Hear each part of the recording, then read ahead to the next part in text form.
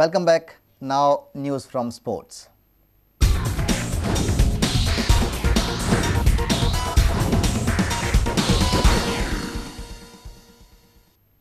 The deadline of 2 or 3 months that the government was looking to get the floodlights installed by is a non-starter. The scope of technical work preceding the award of contract has stumped the government and the entire football fraternity. Amol Prabhu of Shashi Prabhu and Associates told Prudent they are analyzing the technical aspects of projected design and evaluating those submitted by the bidders, General Electric and Bajaj.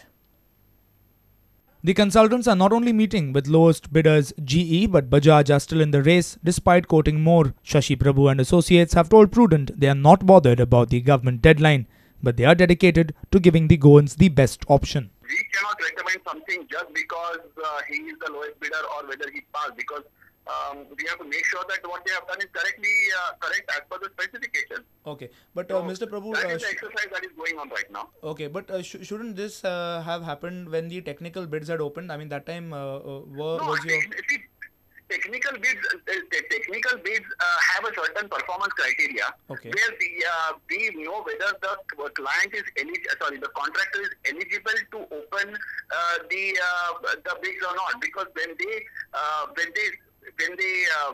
opened the bid, they gradually realized there was a huge financial difference between the two people. Okay. And naturally, when there is a huge financial difference, the first question goes, why is there such a big difference? Have somebody missed something, and whether the client is getting the money's worth or not? That is the biggest question that remains, because obviously, when certain amount of work is there, you cannot get it free of cost. There is a cost to it. So naturally, there was a question raised. Even there were questions raised by opposing bidders, whether their bids are correct or not. And that is why we decided that we should proof check the complete design to make sure chances are, there is everything okay, and maybe the lowest bidder has used the best technology and best systems. Okay. But in order to certify that, it is our moral obligation, ethical obligation to advise the client that on a technical ground, yes, these are the parameters that we have done, and these are the parameters that they are complying with, and accordingly they should be awarded or they should not be awarded. Has there been any kind of an outcome so far from your meetings? Basically, what we have done is I think it's getting almost coming to a close, almost coming to an end. And the 2-month deadline, the very crucial 2-month deadline that was stated in the tender, according to what SAG had told us, We are concerned about the time, but we are more important about the investment and protecting the investment of the client also. And that is our first obligation. When public money is going into a project of so many crores of money, we can't just arbitrarily say that, okay, he was the lowest bidder, he should be given even at any cost, because end of the day, the next 25 years are at stake, and it is it is public money. So we have to be very careful in what we recommend, and that is our first and foremost responsibility. With bureau inputs, our sports reporter Nikhil Pereira. Armando Colasso has slammed the idea of foreigners playing in the Kingfisher Goa Professional League. The most successful coach on the Indian club football circuit feels that the 3+1 foreigners rule will hamper development of Goan football. Playing with foreigners, Armando feels the level of Goan players will not better. It could in fact have a negative impact on them. This year's Goa Pro League has started with a bang, which stands seeing decent number of fans pouring in, then may it be the Tilak Maidan or the Poriat ground at Kalangut. But Dempo Sports Club's mastermind is displeased with the authorities continuing with foreigners playing in the Goa's premier football competition. If I talk something here, perhaps some of my friends or somebody here in Goa may not like it. First and foremost, the 3+1 in allowing the foreigners category to play in Goa does not go well for the development of football in Goa. You see, if everywhere these good players are allowed to play, where will you develop football, promote football? I know they are looking out in terms of sponsorship and all, but then we must also see to bring and raise our own standard of football. For years together, I've said all these players should not be allowed to play here. Cut down the limit size of the foreign players, the national players to play. It's a prerogative, of course, of the club whom to feel, whom not to feel.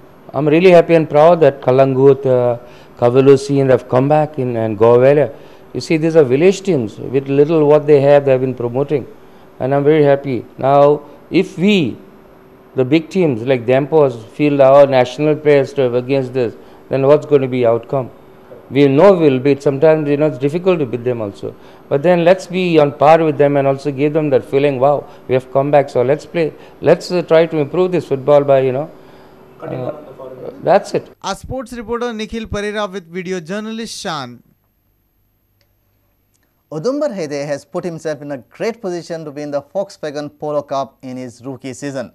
After 4 rounds of the Polo Cup, the Margao-based racer finds himself 10 points away from the championship leader.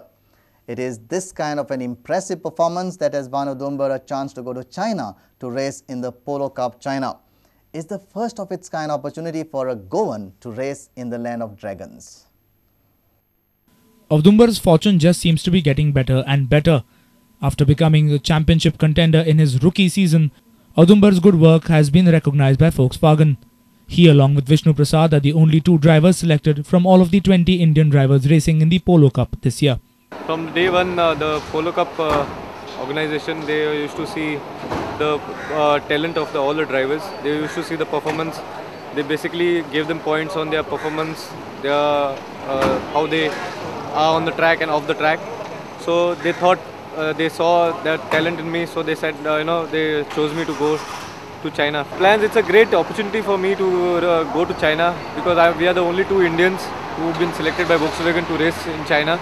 A lot of hard work and concentration, I think, to have to be put over there because it's somewhere else where we are going. And that's how I think I'll put a lot of my hard work. A reporter from Vasco, Surendra Madkaikar.